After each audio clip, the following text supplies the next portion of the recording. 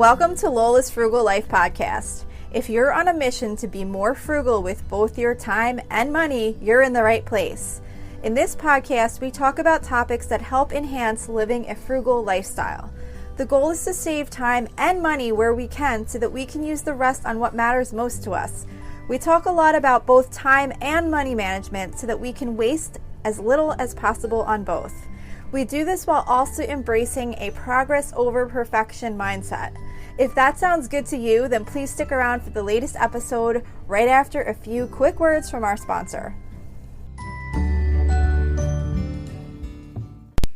Hi everyone, welcome back to Lola's Frugal Life Podcast. As usual, today we will start out with a quick update of what's going on with me right now. There's not really that much to update. We're still just really focused on my daughter finishing up high school and kind of all of the year-end events. We're actually going today to pick up her prom dress from the tailor, so that's pretty exciting. But I'm just really looking forward to summer and some vacations we have coming up. I'm looking forward to not having to have the stress of making sure my daughter gets to school every morning. Our schools start really early here. I know a lot of schools do.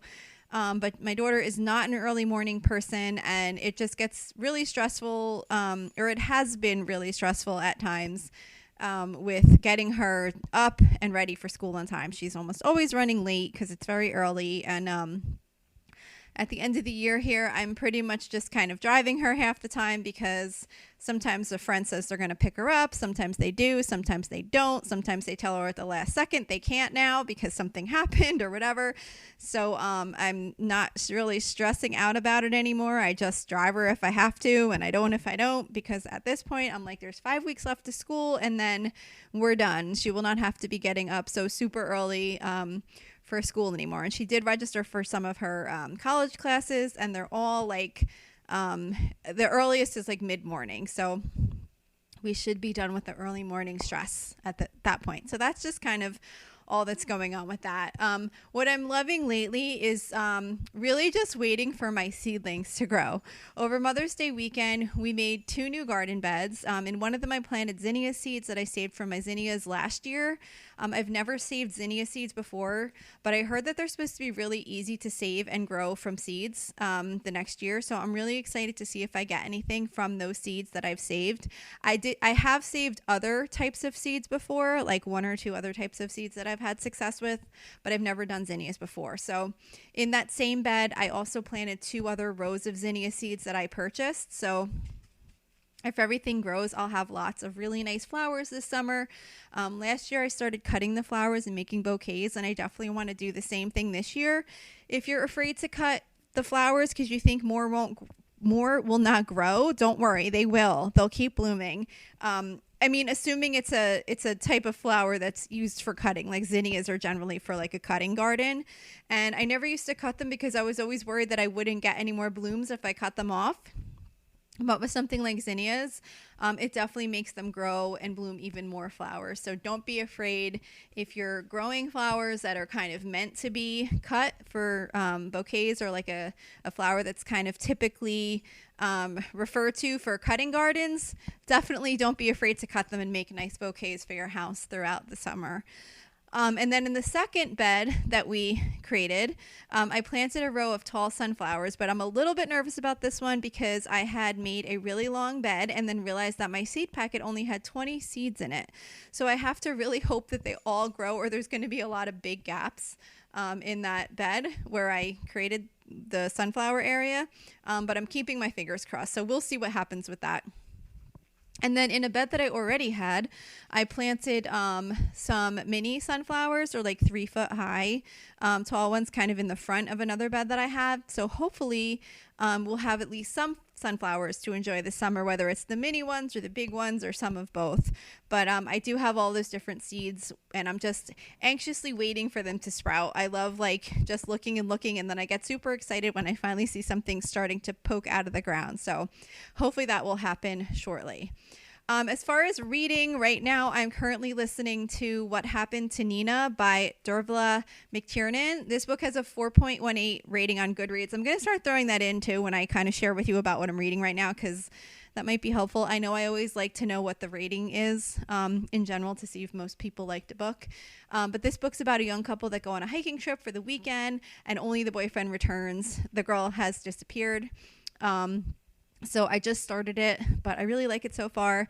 As I'm thinking you might be able to tell so far over the last couple of weeks as I've started sharing some of the reading, I like those like thriller / murder mystery type books. So this is another one of those, but I'm listening to the audiobook, and it's very well acted out so far. So I'm really enjoying that, but it is like an 11-hour book, I think. So I'll be listening to that for probably at least several days, if not a week.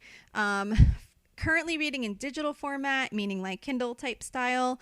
I'm listening to I'll Stop the World. I actually don't know what this book is going to be about because I got it quite a while ago for free on Amazon. I have this accumulation of books that I've gotten for free on Amazon through that Prime First Reads program, and I just kind of go in order of when I got them. So it's been a while. I've only just started reading it so far, but it seems pretty decent. It's holding my interest so far. I think there's some kind of time travel component to it where there's going to be like 2 lines of the story and somehow one person gets put into the other time. I don't really usually love time travel type stories because I like things to be like a little bit more realistic, but I have read a couple that were kind of done well, so we'll see how this one goes. And then I finally finished reading Marilla of Green Gables. I really liked it. If you like Anne of Green Gables books, I think you'll probably like this book too. And I also finished The Inmate by Frida McFadden, which I told you that I was reading last week. I was listening to that one on audio, and I really liked that one too. I like Frida McFadden's books. I thought that one had a pretty good twist at the end. They're just kind of fun. I don't know. I never know the right genre to say. I guess they're kind of like, they're not really like thriller, but I guess they're like psychological thriller, or I'm not really sure. But anyway, it was pretty good. I like that one. One of the books I have on hold is She's Not Sorry by Mary Kubeka. I'm not sure if I'm pronouncing her last name right, but I've read a few of her other books and I have liked them. So this one sounds like it should be pretty good. It's got a 3.85 on Goodreads, and this is a mystery thriller about an ICU nurse named Megan who treats a patient named Caitlin in a coma after an attempted suicide. Complications arise after a witness suggests it might not have been a suicide attempt, and as Megan investigates, she becomes entangled in a dangerous mystery surrounding Caitlin's life, blah, blah, blah. So it sounds like it might be good. I like those. Like I said, that's the type of books I like, so that's just another one I have on hold. And then I just wanted to mention kind of semi-related to like a time management strategy and just kind of enjoying and taking advantage of your time, and related to books. I do every year set up a Goodreads reading challenge. If you have the Goodreads app, or I'm not sure if you can maybe even do it on their website. I'm not sure. I do it in the app. But they let you set up like a reading challenge every year where you can put in the number of books you'd like to read. And every year I do that, and I kind of track how I'm doing against my goal of the number of books that I want to read. And I'm not really doing it because I want to like kind of force myself to read a certain number of books. I want to enjoy the books I'm reading and not rush through them to hit a certain goal. But if I'm running behind, it does kind of maybe push me to think a little bit if I'm not making an effort to spend the time that I want to spend reading. So it's not that I'm going to try and kill myself to read like crazy just to hit a goal, but it might kind of make me think, I wonder why I'm running behind. Maybe I'm just not like allowing myself enough time to enjoy reading and keeping up on these books. So there's that. And then another thing I really like about it too is that I am recording every book that I read. As soon as I read, I go in and I mark it as read. And that's really nice to have that information too, because a lot of times I'll see a book that sounds interesting, and a lot of books have like similar titles and similar descriptions, and I can't remember if I've read something or not, and I hate to like start a new book and then realize I've already read it. So it's nice to have that in there because I can always look something up if I'm not sure and see if I've read it or not. So that's it about books. Favorite meal this week. I'm kind of enjoying doing this. It's still working out right now because I've had enough to share. I'll stop this segment if it doesn't make sense anymore. I'm not going to just try to make it work. But I did have another favorite meal this week to share. And this week's favorite meal was my Taco Tuesday night meal, which this week happened to be Southwest Skillet. So Taco Tuesday is one of my favorite nights each week anyway, because most of the meals that I make are quick and easy. And I also love Tuesdays because that's one night that I don't normally have anything on the calendar after work. So it's really nice to get a break and have an easy meal to make on that same night. And the Southwest Skillet is one of my favorite Taco Tuesday meals because it's easy to make. It's all in one pan, and it feels like a bit more of a substantial meal because it's got meat and beans and tomatoes and rice, and it's kind of really filling. And we serve it with tortilla chips on the side, and I love tortilla chips, so that makes it even more of a bonus. And it reheats really well the next day for lunch, so I know I have a good lunch coming for the following day. So that makes it extra good too. So that's kind of what my favorite meal was this week. Things I'm trying right now. I am really trying to take better care of our plants and shrubs. So we've always done general maintenance, but I haven't really ever done much research as far as proper pruning, fertilizing, sun requirements, etc. It can be a little overwhelming to learn about everything all at once. So right now we are focusing on 3 types of plants. We're focusing on the hydrangeas, my lilac bush, and 2 new Lenten roses. I've watched a bunch of YouTube videos and read some information online. The hydrangeas do confuse me a bit because some you're supposed to prune and some you're not. And I have several different kinds. I'm not 100% sure what the kinds I have are. I have a couple of them that bloom like crazy every year, and then I have a few others that have never bloomed. So we moved some of them to a spot that we think is better for them. And I'm also going to be fertilizing them this upcoming week. I read that they should be fertilized around May, and then I think another time later in the season, which I don't remember right now, but I'm just working on what has to be done right now. And then we have a lilac bush that I learned we should have been cutting back each year right after it blooms, but we've never done that either. So we're going to do some pruning maybe this weekend because it's done blooming for the season. And the reason that they say you're supposed to prune them like right after they're done blooming is because after they finish their blooming, they kind of already immediately start preparing for next year's bloom. So I guess you don't want to wait too long because you'll be cutting off some of what would have been preparation for the flowers that you would get next year. And I also learned that bone meal is supposed to be a good fertilizer for them. So I picked some of that up, and we'll be doing that this weekend. And then this year I got a couple of Lenten roses, which are totally new to me. So they will get taken care of well right from the start, or at least I'll try to, because I'm trying to learn about them now. If you're not familiar with Lenten roses, they're a really pretty plant that blooms in the winter. So I'm really excited about them because it's going to be really cool to have something blooming after everything else is done for the season. I'm not sure if these ones will bloom this year because they're still pretty small, and I think they might need some time to like settle in and grow. But regarding fertilizing, I read that they do well with just general fertilizer, so we'll be giving them some of that this weekend. And then my next step is going to be to follow up and see when I should be fertilizing all of those plants next. And just to say, if you are an expert gardener and anything I've just shared is wrong and driving you crazy that I'm saying it, I apologize, but I'm just trying to learn, and there is so much conflicting information out there. I find the same thing whenever I look up something related to horses. Some of you guys know I have horses and ride horses. And whenever you try to look up the correct way to do something or how to address something, you get like a million different ways. Well, it seems to be the same thing with gardening. So I'm just going to find what seems to be the best information and do the best I can and learn from there. So so that's that. So then the next thing I wanted to talk about was a Pinterest article that I saw that I really liked. It was an article that talked about 18 lists to get organized. And I thought that this was really well done because when you hear an article that says 18 lists to get organized, to me that sounds like overwhelming. Like, I don't want 18 different lists. I want everything consolidated. I want everything like kind of all in one. But then when I looked at the article, I was like, okay, well, I kind of understand where they're going here.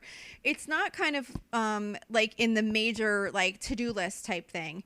It's kind of like segregating out lists in different categories so that they make sense. So they did have a daily to-do list and a weekly to-do list. And I agree with those. I like to have a list that tells me some things I'd like to do for the week. But then I also think it's important on a daily basis to make a list just for today, because you don't want to make a list for what you have to do the entire week, which can't possibly all be done today, and waste time trying to figure out each time you can move on to another task, which task you want to move on to next. So I definitely agree those are two good different lists you might want to have. And then they talked about having a goals list. So a goals list, again, this is more just like high level things you'd like to work on. It's not a to-do list. It's more kind of like just kind of getting your priorities down on paper and figuring out what your goals are. And then from knowing what those goals are, you can create tasks from those to put on those other weekly or daily to-do lists to make progress towards those goals. Then they also had a fitness progress list. This isn't something that I do. I do use a fitness watch. I have an Apple Watch that tracks my activity, and when I exercise in the morning, I tell it that I'm doing strength training, and it tracks some of that. But I don't really keep track otherwise. But if that's something that interests you, that definitely could be something to keep a list of and keep track, because it's not like another to-do list. It's just kind of something that might benefit you to keep yourself organized if you're trying to achieve certain fitness goals. And then, of course, they have stores/shopping lists. These, I think, are really important, definitely, to keep a running one, because we always have those things that we think, oh, we need dryer sheets, or oh, I need to get more stain remover, or oh, we're going to need heater filters. And if you don't have a consolidated list to just write those things down on, you're often going to forget, and then you're going to be at the store and say, wasn't there something that we needed to get while we were at Home Depot or wherever it is? So keeping a running shopping list for various stores, or even if it's just one and you just jot the store name next to it, maybe it says like heater filters, Home Depot, or Comet at Target, or whatever it is that you might need. It just kind of immediately, if you have a place to put that immediately, it gets it out of your mind, and you don't have to be sitting there thinking, what were those things that we needed to get when we're out shopping, or just having that nagging thing in the back of your mind that that there was something that you were going to need and you totally can't remember what it is. They also have on here a meal planning list. So as you guys know, obviously, I meal plan way ahead of time. And it just is keeping a running list of what your meals will be for 5 to 7 days is so helpful for staying organized. And I can't agree more with that.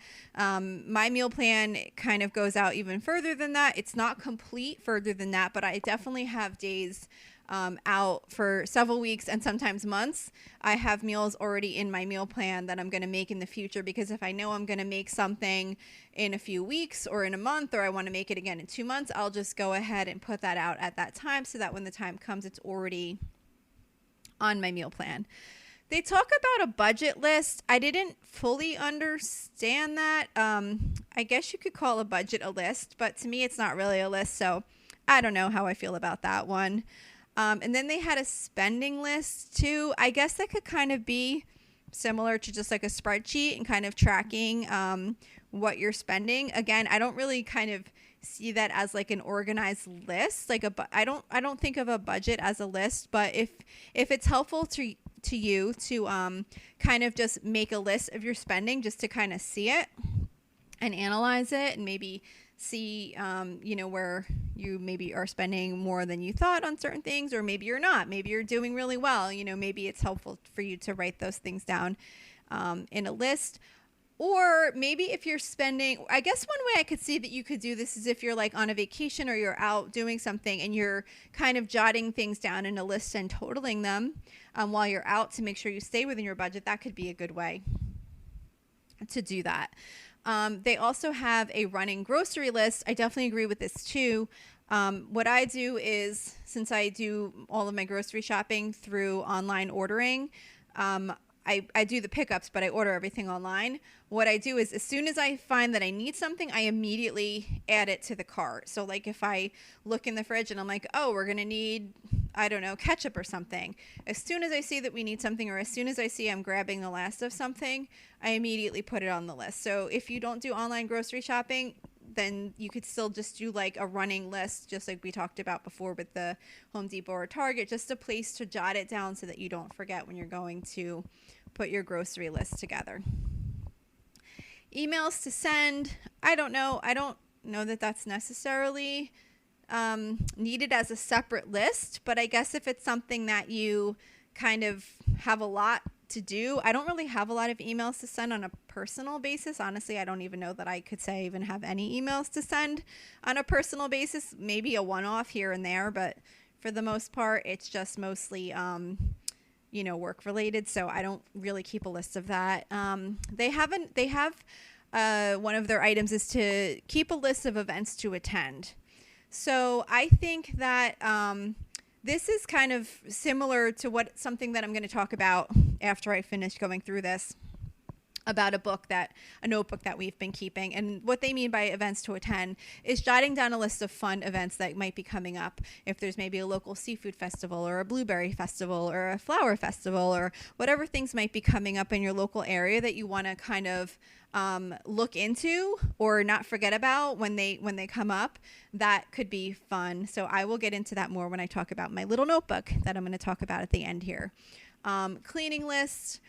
Of course, I think we all have lists of cleaning. As you guys know, I use an app where I keep track of all of my tasks that I'm going to do.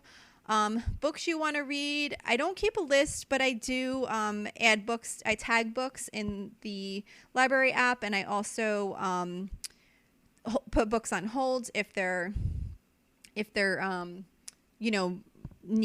a wait, like with the library. So I do kind of do that, but I don't actually keep like a list. Birthday and anniversary list. I don't really keep a list for that either, but that definitely could be a good one.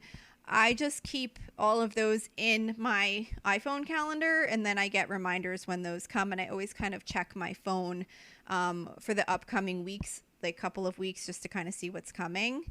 And then, these other ones I'm just going to talk about my notebook because they have restaurants to try list, which I'm going to talk about. And then they have username and password lists, which I think that's kind of obvious. I'm sure most of us have some type of list or way to keep those. And then they have a professional accomplishments list. I do something similar at work that I have to turn in for what I've accomplished, but I don't really keep that on a personal level either, although I don't know that they meant that to be. So I kind of breezed over a couple of them, but I just thought that was really good because I felt like when I saw the article, I thought 18 lists to get organized. I'm like, that's too many lists. But then as I went through, I was like, okay, these are really good. I could see how they're kind of doing this. Okay. So then the last thing I wanted to talk about today, I hope this episode is not getting too long. I feel like with this new episode format, I've been making the episodes a lot longer than I have before. And if you don't enjoy that, just let me know. Or if you do enjoy it, let me know. But I'm just kind of rambling on things, I feel like, because I'm not so focused in on one topic. Okay, so the last thing I wanted to share, it kind of ties into that list making and what they were talking about with some of the restaurants to try or events to come up. So I don't remember if I already shared this with you guys, but I got this notebook that I've been keeping to just write kind of random things down for fun. So earlier this year at my work, we did a payroll system conversion, and part of the project, they gave us a bunch of items, with the payroll company logo on them. And one of the things I got was a notebook. And I wanted to think of something to do with the notebook that would be impactful. So I decided to use it to start writing down random things that we could refer to for fun.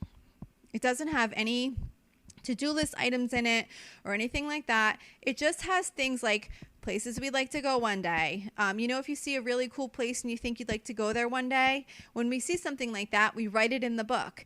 Even if it's some place that we might not ever be able to go to, or if it's some place we might not be able to go to for many years, we don't want to forget about it, so we write it in there. We write down restaurants that we have gone to and really liked so that we won't forget about them. We write down plans that we would like to get one day. We write down local places we'd like to go to for hiking, biking, or any other fun things like zoos or towns we want to visit or things like that. We write down restaurants we'd like to try, anything that we think of that's just kind of something for the future, that's something fun, but it's not really like a to-do list type thing. We're like, write it in the book. And I really love having this notebook because it's a great place to keep all of those things that you see or hear about and you don't want to forget about that are just for fun in your life, or these like future things you'd like to do. And it's not super organized in any way, but it's all in there, and it's great to just kind of pick it up and look at it and see if we need an idea for something to do, or if we want to like research something more or whatever. It's just it's a great place. It's a great thing to have, and it's just one book. Like, we know if we want to write something down, we just write it in that book. So that's it for today. I hope you enjoyed this episode. I hope I didn't ramble on too much because I kind of feel like I did. But anyway, also, if you do like this podcast, please don't forget to consider giving me a rating and review on Apple Podcasts. That would be super helpful. They're hard to come by, and if you just have a minute, I would really, really appreciate that. It really does help with the algorithm of the show and having them get it out to more listeners. So that's it for today. Thank you so much for listening, and I will see you back here next week. So thank you for checking in for this podcast episode. And don't forget, you can always email me with any questions or suggestions at lolasfrugallife@gmail.com. You can follow me on Instagram and Facebook at lolasfrugallife. And you can find a blog post for most of my episodes and definitely all of my meal plan episodes at lolasfrugallife.com. You can also join our private listeners group at facebook.com/groups/lolasfrugallife. And if you enjoy the show, please make sure to subscribe on Apple Podcasts, Spotify, YouTube, or wherever you listen from. And I would love it if you would screenshot the show and tag me on Instagram so I could see you're listening. Also, if you can please take a couple of seconds to rate and review the podcast. Those ratings and reviews are what help the show come up better in search results so that other people can find this podcast. So that will really help me in growing my audience. So that's it for today. Thank you so much for listening, and I hope you have an awesome day.